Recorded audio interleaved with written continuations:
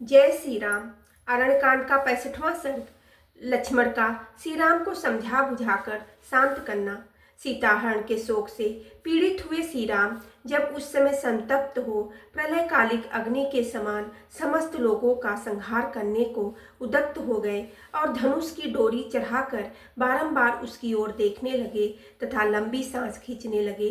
साथ ही कल्पांत काल में रुद्रदेव की भांति समस्त संसार को दग्ध कर देने की इच्छा करने लगे।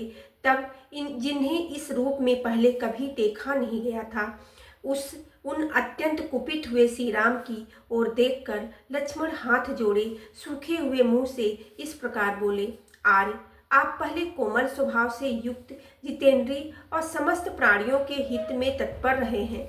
अब क्रोध के वशीभूत होकर अपनी प्रकृत स्वभाव का परित्याग न करें।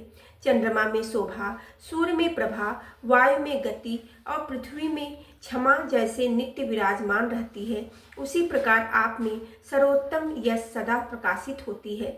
आप किसी एक के अपराध से समस्त लोगों का संहार न करें।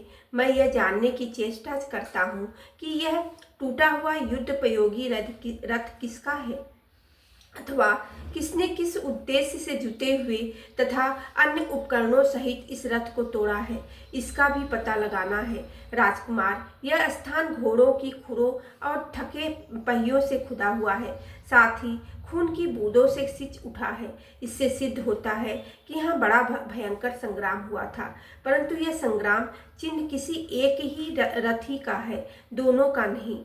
वक्ताओं में श्रेष्ठ श्री राम, मैं यहाँ किसी विशाल सेना का पदचिन्ह नहीं देख रहा हूँ। अतः किसी एक ही अपराध के कारण आपको समस्त लोगों का विनाश नहीं करना चाहिए, क्योंकि राजा लोग अपराध के अनुसार ही उचित दंड देने वाले कोमल स्वभाव वाले और शांत होते हैं। आप तो सदा ही समस्त प्राणियों को शरण देने वाले तथा उनकी परम गति हैं। रघुनंदन, आपकी स्त्री का विनाश या अपहरण कौन अच्छा समझेगा?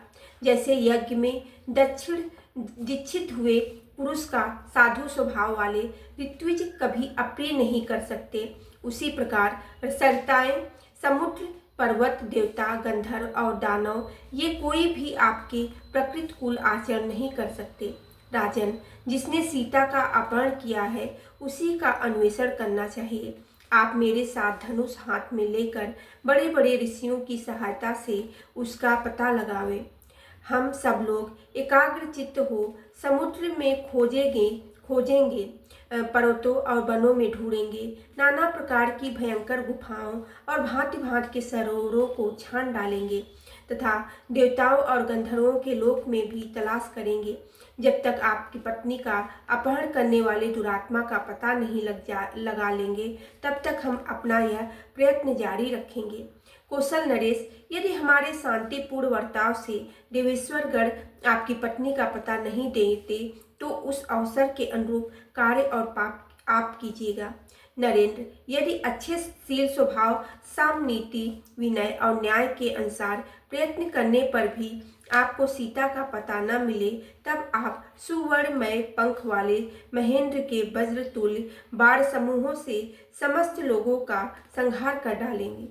बोलो सियावेरे रामचंद्र की जय, पवन सुत हनुमान की जय।